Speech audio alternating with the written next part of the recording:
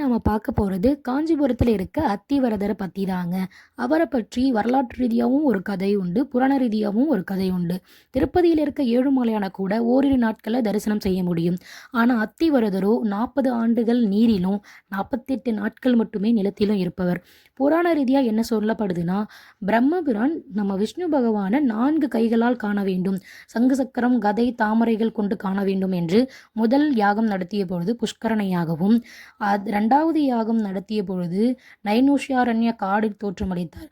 இதை அறிந்து யாரோ 100 அஸ்வமேத யாகம் செய்தால் மட்டுமே அவரை காண முடியும் என கூற, 100 அஸ்வமேத யாகமா என நினைக்க காஞ்சிபுரத்தில் சென்று ஒரு யாகம் செலுத்தினாலே 100க்கு சமம் என கூறினார்கள். தன் மனைவியான சரஸ்வதி தேவியுடன் யாகத்தை செய்ய விரும்பிய பிரம்மன் சரஸ்வதி தாமதமாக காஞ்சிக்கு வந்தடைந்த உடனே பிரம்மன் காயத்ரி தாயாரை தோற்றுவித்து அவர்களுடன் யாகத்தை வளர்த்தார். நான் இருக்கும் இடத்தில் வேறொரு பெண் இருப்பதை கண்டு கொண்டு யாக தோன்றி அயாகத்தை நடக்க விடாமல் தடுக்க சரஸ்வதி தாயார் முயன்ற பொழுது விஷ்ணு பகவான் சைன கோலத்தில் வந்து அந்நதியை வேறுபுறம் திருப்பி யாகத்தை நல்லபடியாக செய்து முடிக்க உதவி செய்தார்.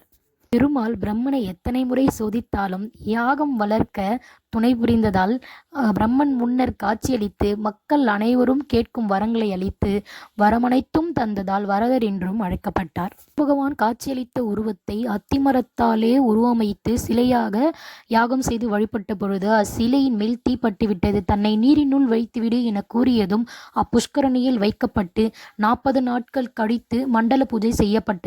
அந்த குலமானது அத்திவரதர் குலமாகவும் அழைக்கப்பட்டது. என்றும் வற்றாத குலமாகவும் மக்களிடையே கருதப்படுகிறது. இந்த வீடியோ உங்களுக்கு பிடிச்சிருந்ததுன்னா லைக் பண்ணுங்க, சப்ஸ்கிரைப் பண்ணுங்க. Thanks for supporting me.